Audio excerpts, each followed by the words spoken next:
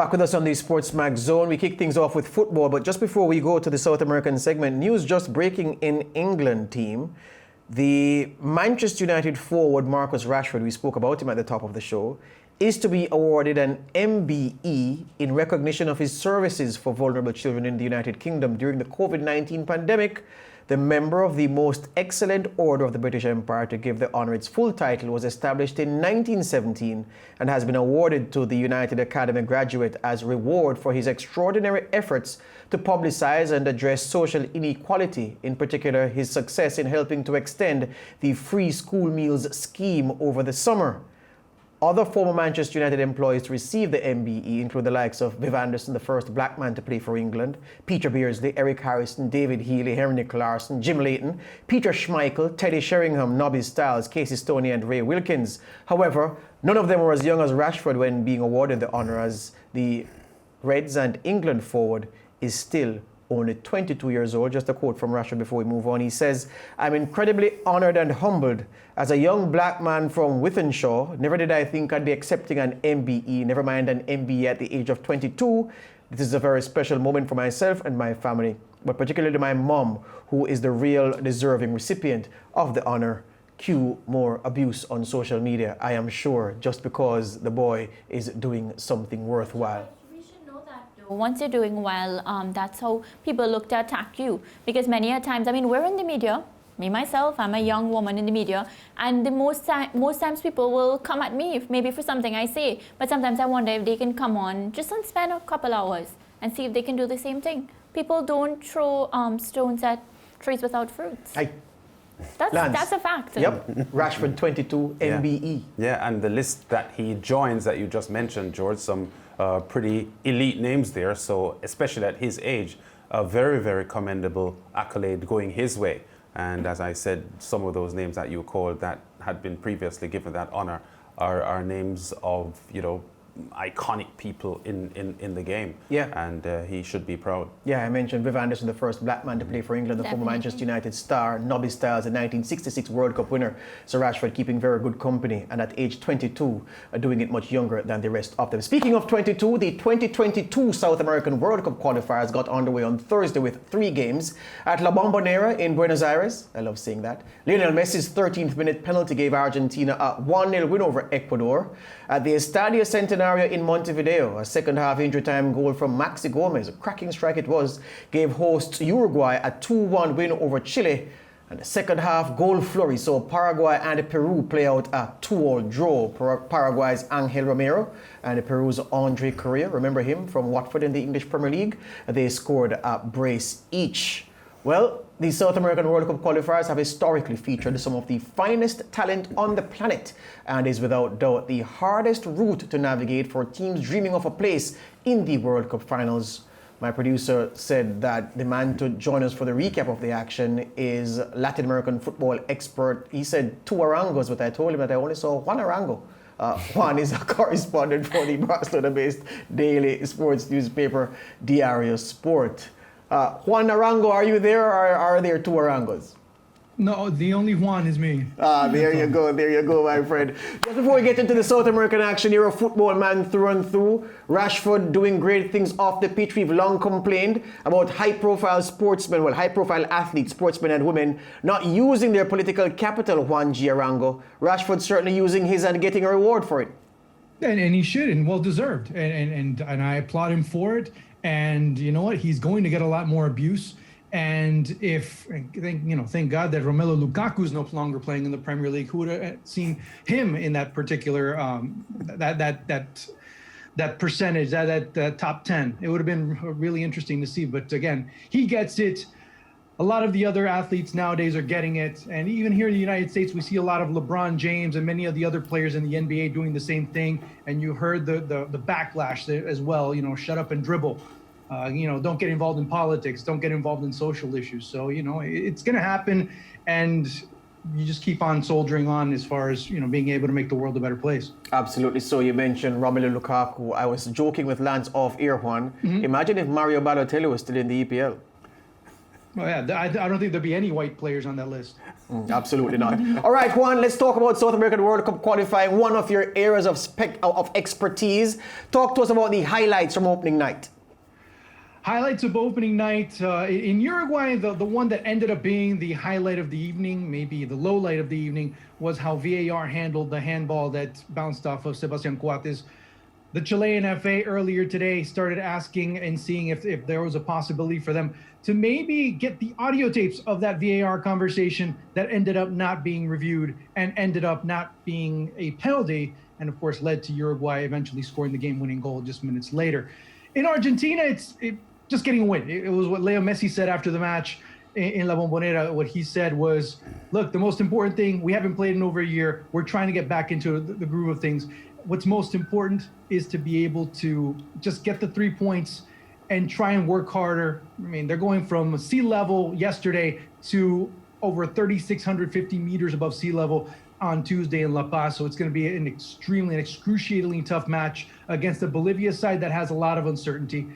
And to start, I mean, something that hasn't happened in 30, I think, my math correctly, 33 years for the Peruvian national team was for a player to be able to get a brace away from Peru. That happened to Andre Carrillo the other day in Paraguay. Ricardo Gareca said a lot of mistakes happened. They could have been able to get the 3 points. They did not. So they have to come back and wait for Brazil and see how they play tonight. Yeah, many of our viewers would have seen the Argentina game live. Well, our viewers would have seen the Argentina game live because, as you know, Juan, we're carrying the CONMEBOL World Cup qualifiers right throughout the campaign here on SportsMax. And for those who may have missed it, they'd ask you, and I'm asking on their behalf, how did the number 10 for Argentina go about his work, go about his business on Thursday? Good enough. I mean, is it to blame him? Maybe, I don't know. I mean, there might be some blame at times. Again, it's over a year that these teams haven't played, so let's not expect some cracking football straight off the bat. He was able to associate himself at times with Lautaro Martinez. That was good, but towards the second half, not much presence. With the passing of time, you saw an Ecuador side that became more confident, but didn't have much to go forward with. And then I wasn't going to expect much from Alfaro side that technically, from a coaching standpoint, Gustavo Alfaro tends to be very conservative. He's more worried about playing defensively and trying to neutralize the opponent instead of trying to go after them in the opposing end. So, I mean, Ecuador didn't play poorly. Argentina might have been able to play a lot better, but yeah, okay, it's the first round. Let's see what happens and work their way upward. Juan, so based on what you said about my team, Argentina, does this mean when they face Bolivia next, they definitely have to make a couple changes in order to be able to succeed? Maybe they'll have to make a couple of changes. For me, my man of the match wasn't Messi. It was Rodrigo de Paul, maybe even Martinez Cuarta coming out of the back. I thought he looks tremendous in the back. The newly signed Fiorentina defender. Otamendi, I don't know what he's still doing with the national team, to be quite honest with you. There needs to be a change there. Maybe looking at Juan Foyt, who is now with Villarreal, the former Spurs defender, maybe looking at him as an option instead of coming off of the bench and being a right back.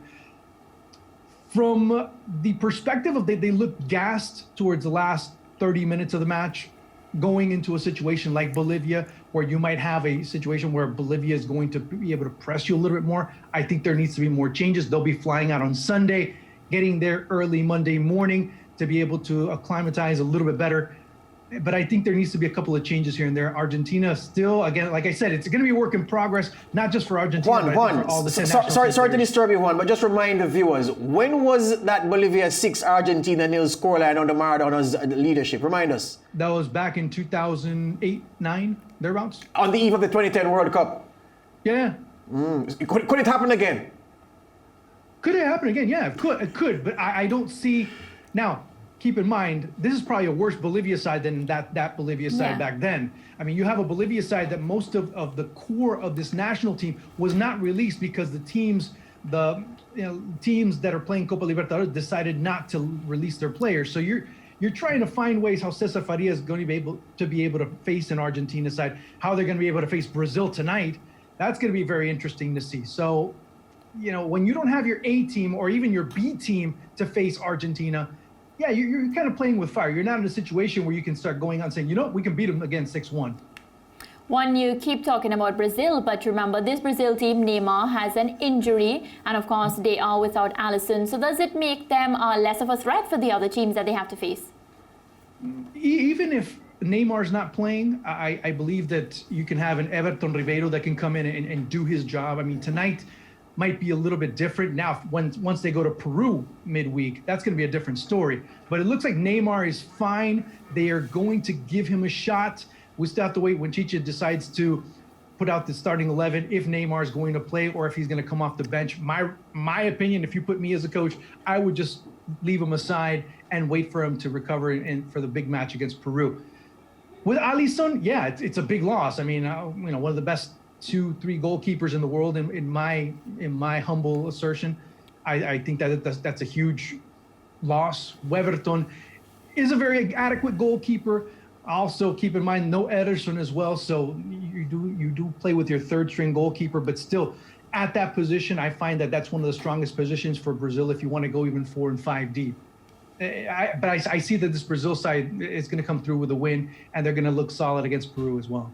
Yeah, Juan, your thoughts on the other games on the night? There was the Uruguay victory over Chile. Uruguay easily the number 2 team behind Brazil in the last round of qualifiers. Chile have been dominant in Copa America for the past decade, but didn't quite make it to the last World Cup. Your thoughts on their effort against Uruguay, a losing effort it was last night? I don't think they deserve to lose, but then again, football is not about deserving. It's about actually getting the job done. But based on the merits and based on how they played, especially in the second half, I believe that they played a little bit better than Uruguay. But you have a team that's very opportunistic, a team that's able to finish their opportunities much better than Chile did and defend much better towards the end. Yeah, there was some controversy, but controversy aside, if you look at the 90 minutes, I mean, for me, if there would have been a draw, I would have been completely satisfied with the result based on how both teams played. That said, I see a Chile team that is starting to show some improvement, that is starting to feel a bit motivation, actually some blood in the eye, knowing that they didn't qualify despite dominating Copa America. They didn't qualify for the last World Cup. But that being looked at, it's not going to get much easier for Chile as they play Colombia midweek. And the Paraguay game last night, those two teams struggling in the last round of qualifiers, Paraguay especially.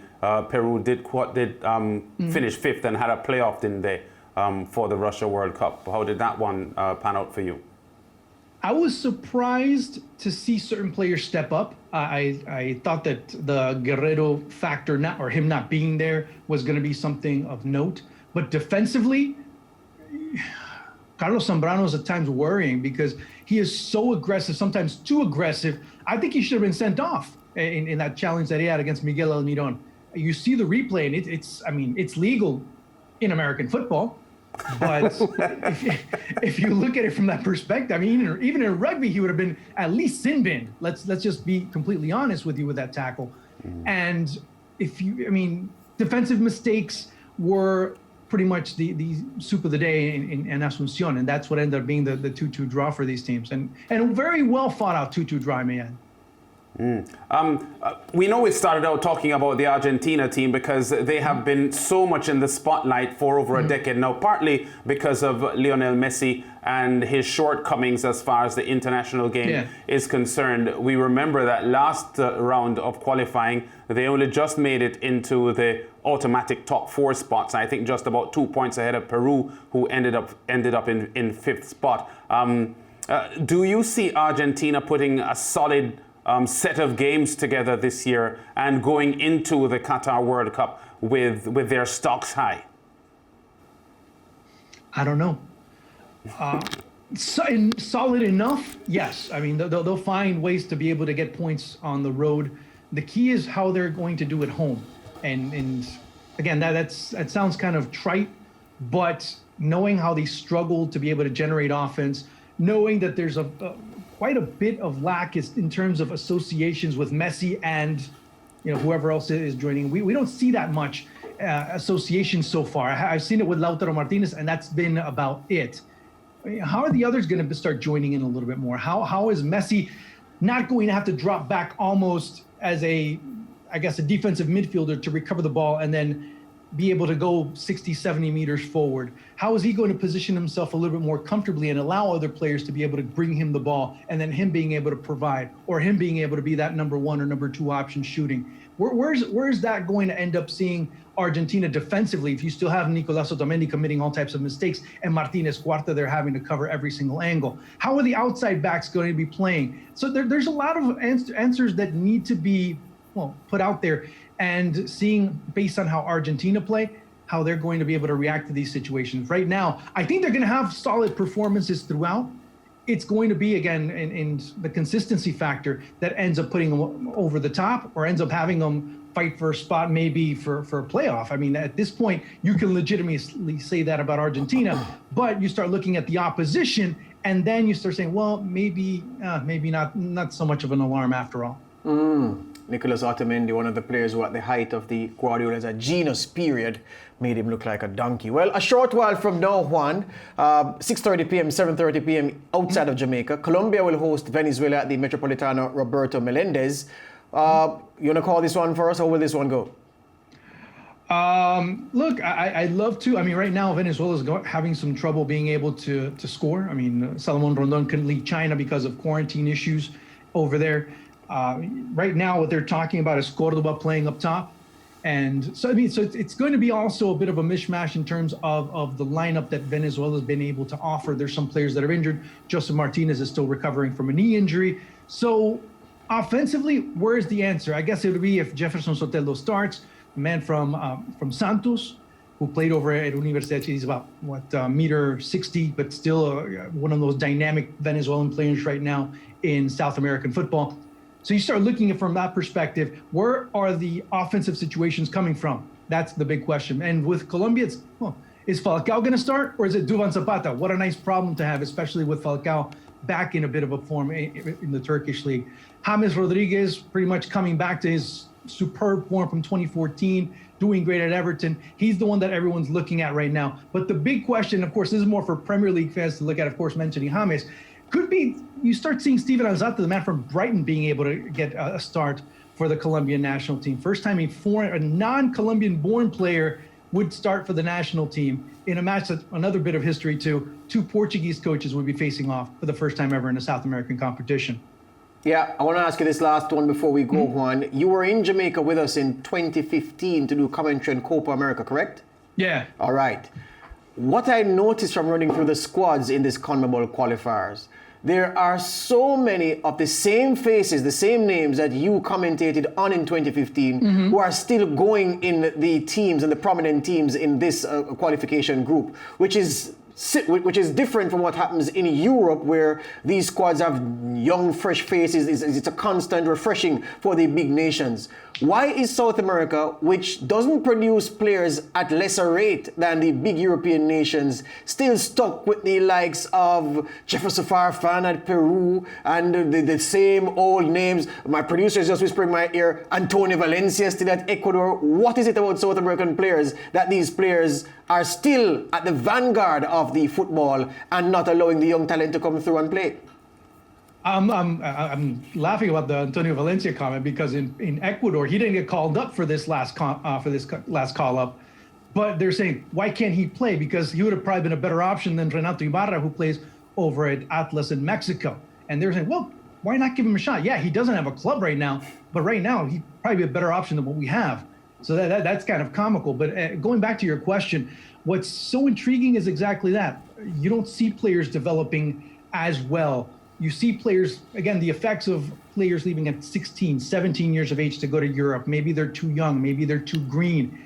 And at times they just they aren't looked at. They aren't developed as well in South America. And you start seeing those situations go by the wayside. It's very preoccupying. There was a great article in the New York Times that was mentioning that, saying Argentina is starting to dry up as far as talent is concerned. Why is that? And you start to look at the administrative, the institutional situations that are emerging there. And it's that. Add to that, when you start looking at the youth levels, the development is no longer there because it's a very win-at-all-cost mentality at 15, 16, 17 years of age. So what you're developing is just players that know how to win, not necessarily players that know how to play football. So you have that bit of an imbalance in terms of what is supposed to be the developmental point of a player, and it not translating into them being appropriate professionals or adequate professionals for international play. Yeah, that's a strong point you make, because I remember back in the day watching the Argentine League and